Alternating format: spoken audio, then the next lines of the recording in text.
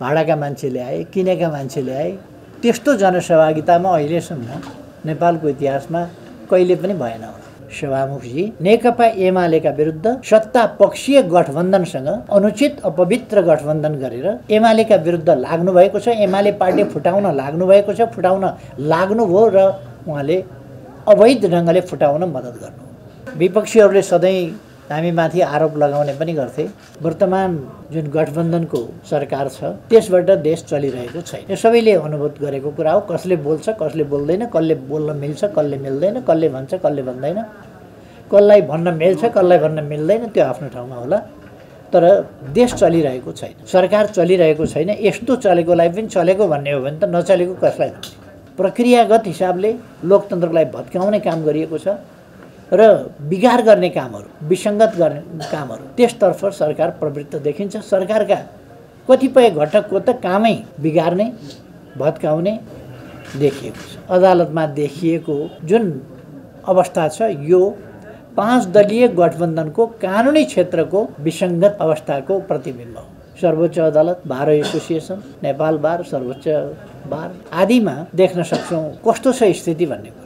लफडाको स्थिति सिर्जना गरिसकिया छ। न अगाडि जान सक्ने, न पछाडि हट्न सक्ने, न वास्तविक सुधारको नीति लिन सक्ने, वास्तविक सुधारका लागि न कदम चाल्न सक्ने, कदम चाल्न सक्ने पनि होइन, नीति लिन सक्ने पनि होइन, अगाडि बढ्न सक्ने पनि होइन, पछाडि हट्न सक्ने पनि होइन। यथार्थ स्थिति मन्जुर पनि नहुने।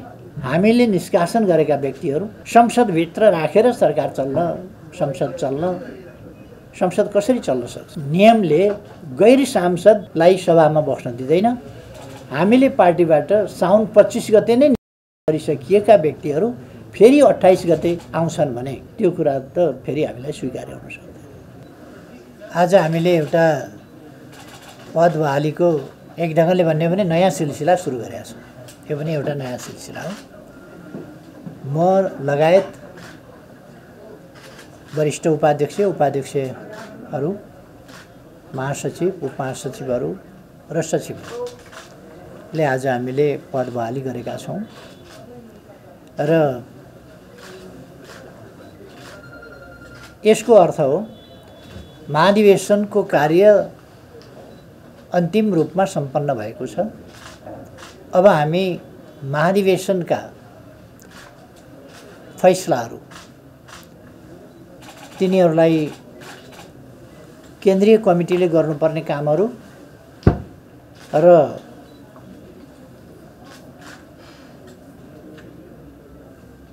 अरू नीतिगत पक्षहरूमा, जस्तो विधान महाधिवेशनले तय गरेका नीतिहरू, त्यसले तय गरेका उद्देश्य, त्यसले तय गरेका लक्ष्यहरू, ती कुराहरूलाई प्राप्त गर्न पार्टीलाई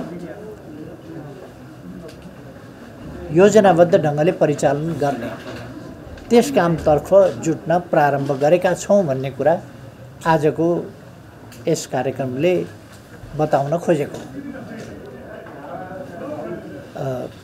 महासचिव कमरेडले महाधिवेशनको बारेमा भनिसक्नुभयो संक्षिप्तमा। महाधिवेशन अनेक कोणबाट, अनेक पाटाबाट अत्यन्तै सफल रह्यो।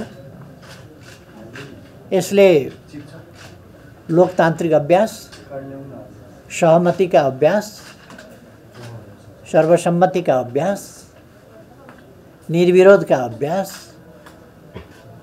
सबै खालका अभ्यासहरू अगाडि बढायो र ती अभ्यासको परिणाम पनि अत्यन्त राम्रो भयो।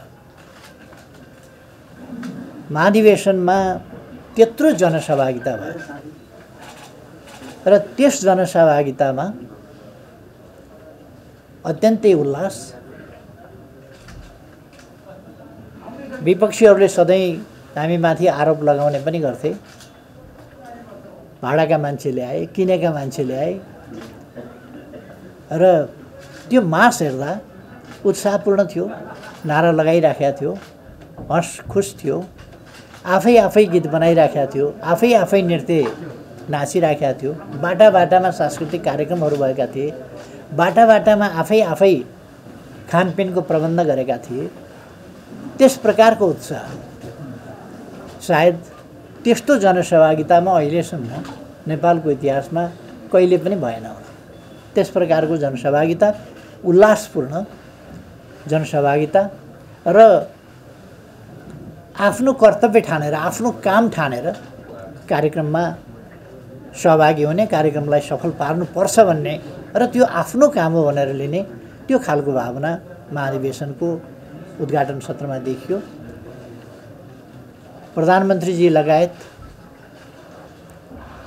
नेपाली कांग्रेसका सभापति लगायतका विभिन्न पार्टीका नेताहरू गएर शुभकामना दिनुभयो।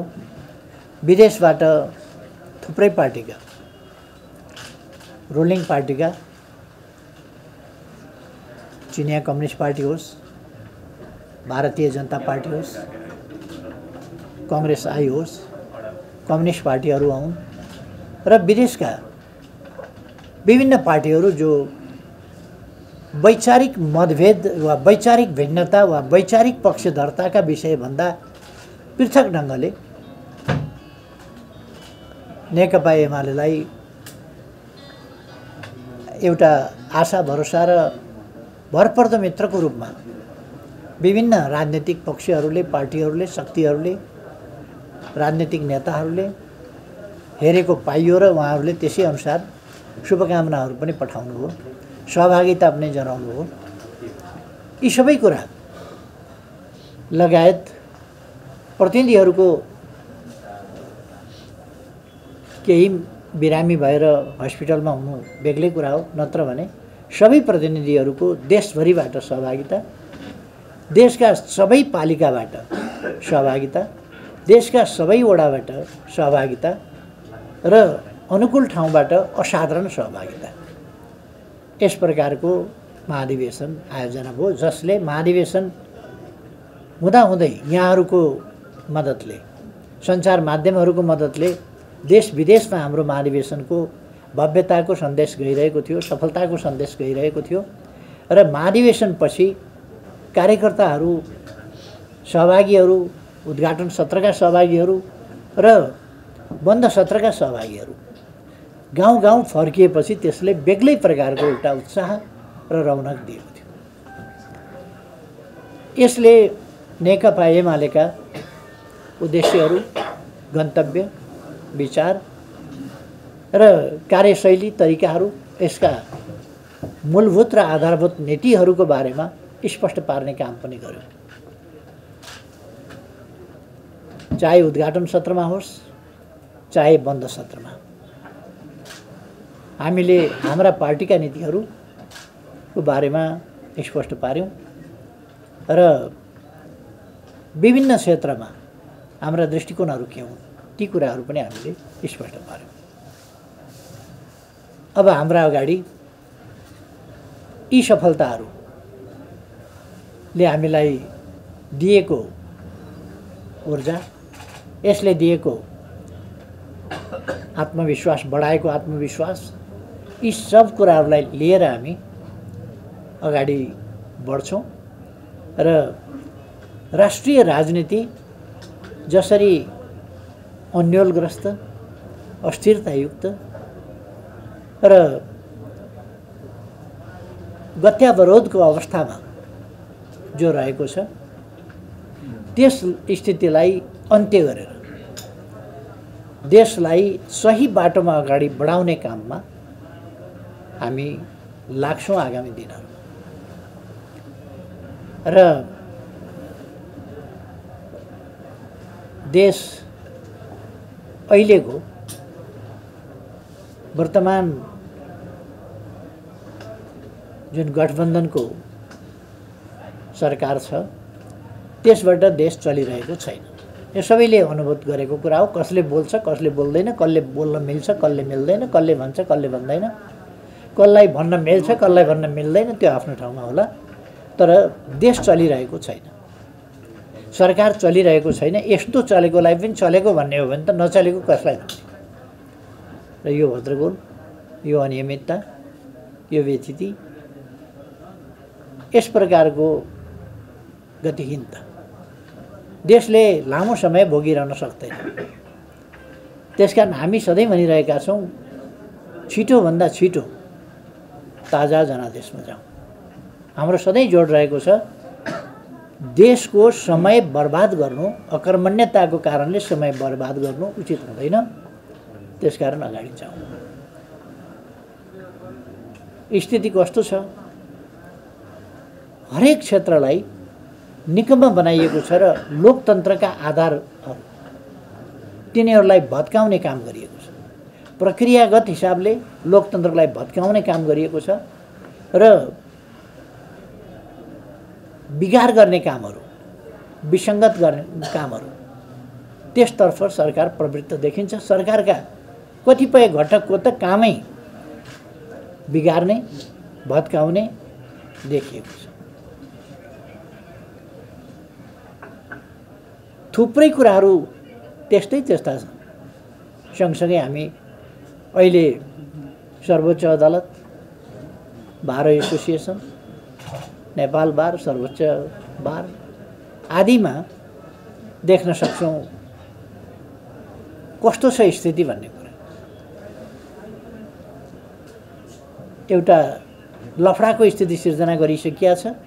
न अगाडि जान सक्ने, न पछाडि हट्न सक्ने, न वास्तविक सुधारको नीति लिन सक्ने, वास्तविक सुधारका लागि न कदम चाल्न सक्ने, कदम चाल्न सक्ने पनि होइन, नीति लिन सक्ने पनि होइन, अगाडि बढ्न सक्ने पनि होइन, पछाडि हट्न सक्ने पनि होइन, अनि यथार्थ स्थिति मन्जुर पनि नहुने, अगाडितिर बढ्न पनि नसक्ने, त्यस प्रकारको स्थिति अहिले देखिन्छ। र मैले अस्ति नै पनि भनेको थिएँ, अहिले अदालतमा देखिएको जुन अवस्था छ यो 5 दलीय गठबन्धनको कानुनी क्षेत्रको विसङ्गत अवस्थाको प्रतिबिम्ब हो। विसङ्गतिको उहाँहरूका क्रियाकलापको प्रतिबिम्ब हो। बारले लगाएको गुण बिर्सिँदैन, अदालतले लगाएको गुण बिर्सिँदैन। पैँचो तिर्ने बेला आएको छ। अब कानुनी राज के भएको रहेछ भन्ने कुरा एकतिरबाट मात्रै आए पनि हुन्थ्यो क्या। त्यो त चौतर्फी, श्रीमान न्यायाधीशहरू त्यसै भन्नुहुन्छ, बार त्यसै भन्छ, राजनीतिक दलका नेताहरू त्यसै भन्छन्, महाभियोग लगाउनुपर्छ भन्छ कोही, लगाउनु हुँदैन भन्छ कोही। यही खालको स्थितिमा उहाँहरू अदालतको हुर्मत लिने काम गरिरहनु भएको छ। गलत फैसला गराएर हुर्मत लिनुहुन्छ, गलत फैसला कसरी भयो भन्ने कुराको भण्डाफोर आफै गरेर गलत ढङ्गले गलत फैसला गराउने, गलत फैसलाको आफै गलत ढङ्गले हुर्मत लिने र त्यसको अब उपचार के हो भन्दा फेरि गलत प्रेस्क्रिप्सन। अहिलेको प्रेस्क्रिप्सन भनेको यो गलत प्रेस्क्रिप्सन हो, जुन प्रेस्क्रिप्सनले कुनै काम गर्दैन। त्यस ढङ्गले सरकार गइरहेको छ। मैले अघि कार्यपालिकाको बारेमा भने, यो देशको समय मात्रै बर्बाद भइरहेको छ। न्यायपालिकाको बारेमा भने बर्बाद मात्रै होइन कि कार्यपालिकाले त बिगार्ने काम गरिरहेको छ। न्यायपालिकाको सबैलाई हामीलाई थाहा छ।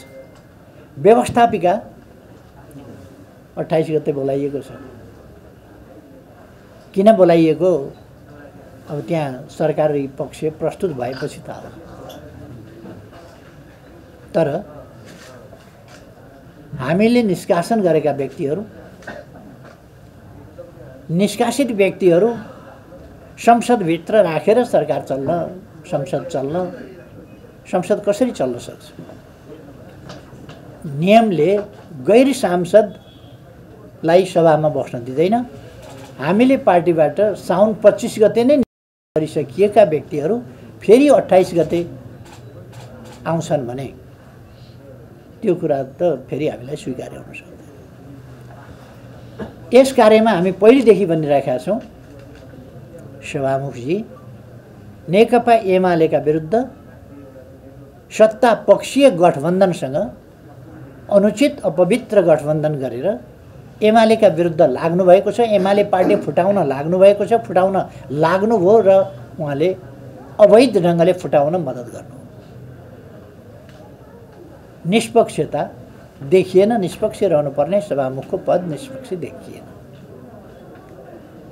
जनताका समस्याहरू, महँगी बढेको छ, अरू जनताले अनेक समस्याहरू भोग्नु परिरहेको छ, नयाँ भेरिएन्ट कोभिड-19 को आउँदैछ, अनेक समस्याहरू छन्, तिनीहरूपट्टि सरकारको ध्यान गएको छैन।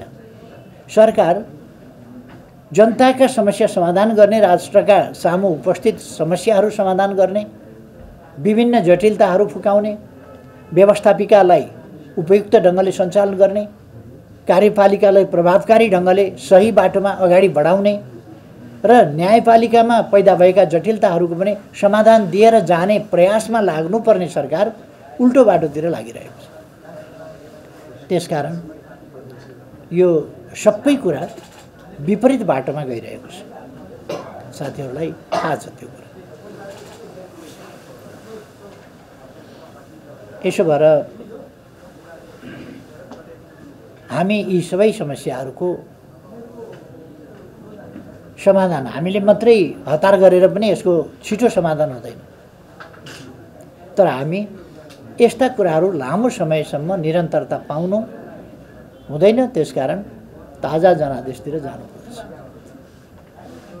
अहिलेको यो अपवित्र, अप्राकृतिक, नीतिहीन गठबन्धनको जुन अनुचित कामहरूमा लिप्त भएको सरकार छ, यस सरकारको अविलम्ब अन्त्य हुनुपर्छ र एउटा निष्पक्ष ढङ्गले चल्ने खालको, लोकतान्त्रिक मूल्य मान्यतामा चल्ने खालको सरकार चल्नुपर्छ। त्यसका निम्ति अन्ततोगत्वा निर्वाचन नै हो। त्यसकारण ताजा जनादेशमा जानुपर्छ र ताजा जनादेशबाट समस्याको समाधान खोज्नुपर्छ। हामीलाई विश्वास छ ताजा जनादेशबाट समस्याको समाधान निस्किन्छ। जनताले सबै कुराको मूल्याङ्कन गरेका छन्। जनताले मूल्याङ्कनका आधारमा उपयुक्त फैसला दिनेछन्। जनतामा जानबाट तर्सिने अनि अन्यत्रबाट अनुपयुक्त ढङ्गले, कृत्रिम ढङ्गले सत्ता प्राप्तिलाई नै लक्ष्य बनाएर कुद्ने कुरा राजनीति होइन, त्यो कुराजनीति हो। त्यसकारण हामी राजनीतितर्फ देश फर्किनुपर्छ, लोकतान्त्रिक अभ्यासतिर फर्किनुपर्छ भन्ने ठान्छौँ। हाम्रो पार्टी अब हाम्रा जिल्ला अधिवेशनहरू छन्। जिल्ला अधिवेशनहरू हामी छिटै नै सम्पन्न गर्नेछौँ। त्यसै गरेर प्रादेशिक अधिवेशनहरू छिटै नै सम्पन्न गर्नेछौँ। हामीले महातदका अरू कमिटीहरूका पहिले नै गरिसकेका छौँ, यहाँहरूलाई थाहा छ। र अब महाधिवेशन पनि समाप्त भइसकेको, सम्पन्न भइसकेको स्थितिमा हामी जिल्ला र प्रदेशका अधिवेशनहरू गर्दै जनसङ्गठनहरूलाई पनि क्रियाशील गर्दै अगाडि बढ्नेछौँ। र म यहाँहरू मार्फत अब देशलाई ठिक ढङ्गले, ठिक बाटोमा अगाडि बढाउन, ढिलो गर्न नहुने परिस्थिति उत्पन्न भएको हाम्रो पार्टीको धारणा तपाईँहरू मार्फत सार्वजनिक गर्न चाहन्छु।